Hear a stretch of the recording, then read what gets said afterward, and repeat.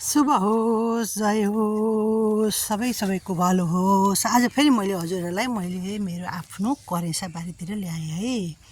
करेसा बारीको सानो एउटा क्यारीमा मैले धनियाँ हैन, लोकल धनियाँ, त्यसपछि केराउ साग खानको लागि धेरैचोटि साग खाएपछि अनि अन्तिममा चाहिँ फलाउने पनि सोच हो। जस अलिअलि निस्किन्छ पनि, पटक पटक मैले गरिराखेको कुरा हो नि त। अनि यस्तो हुँदैछ लोकल धनियाँ हैन। अब मेरो चाहिँ के छ, त्यसलाई खाद दिने खाद भनेर भन्नुहुन्छ भने मैले कुनै प्रकारको पनि मलहरू प्रयोग गर्दिनँ हैन।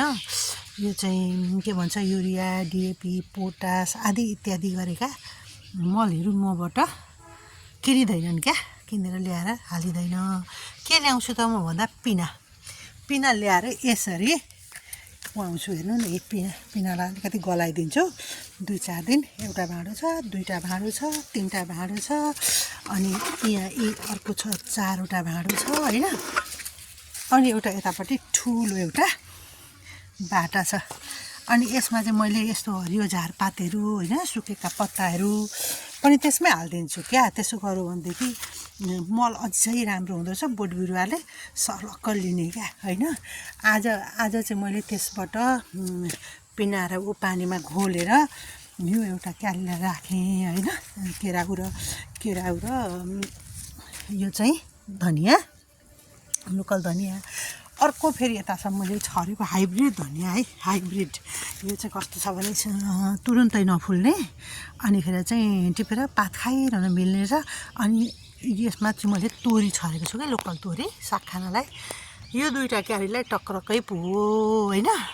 कम्तीमा पनि 3 दिन चाहिँ त्यो पिनालाई चाहिँ गलाउनु पर्छ, अनि पानी फिटिदिने, अनि मजाले जरामा पुग्ने हिसाबमा राखिदिने। यस्तो गर्यो भने बिरुवाहरू के हुन्छ त, एकदम राम्रो भएर आउँछ। एकैछिन चाहिँ यो के भन्छ, मल राखुन्जेल चाहिँ अलिकति ब्याड सेन्ट भनौँ न, ब्याड अलिकति राम्रो प्रकारको चाहिँ दुर्गन्ध पनि आएको जस्तो हुन्छ, किनभने त्यो कुहिएको हो नि त हैन पिना।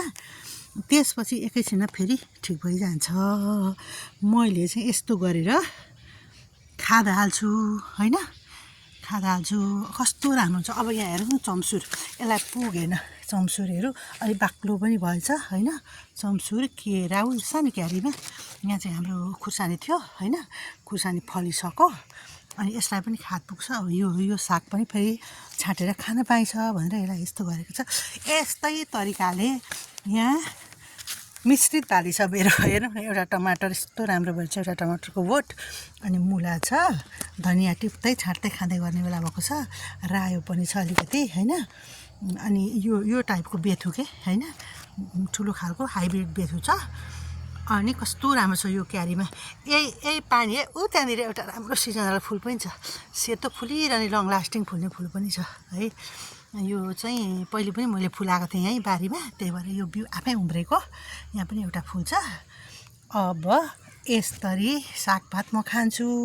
यो लाफा भन्ने चाहिँ यो हो, लाफा पनि अलिअलि थियो छर्दैको, एउटा कता उम्रेको छ।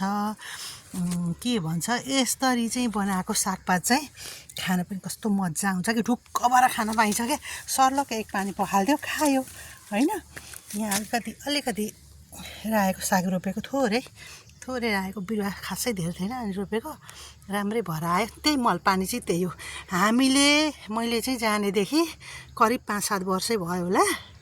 यो चाहिँ मलाई मेरो भदै बुहारीले सिकाएको है। यो मल बनाउने तरिका चाहिँ मलाई असाध्यै मन पर्यो हैन। अनि मैले त्यसरी बनाएँ। ल, सानो माया दाल मेरो भदै बुहारीलाई पनि धेरै धन्यवाद भन्छु म। उसले सिकाइदिएको भएर मैले चाहिँ के गरेँ त, यस्तो प्रकारले ताजा सागसब्जी खान पाएँ। हजुरहरूलाई पनि इच्छा छ भने त्यसरी नै बनाएर खान सक्नुहुन्छ। धेरै मल पनि चाहिँदैन, कौसी खेती गर्नलाई झनै राम्रो हुन्छ है। म कौसीमा पनि कहिलेकाहीँ हाल्दै पो रहन्छु त। ल, हजुरहरूसँग मैले सेयर गरेँ। हस् त, सबैको भलो। सागपात खान जाँगर लाग्यो।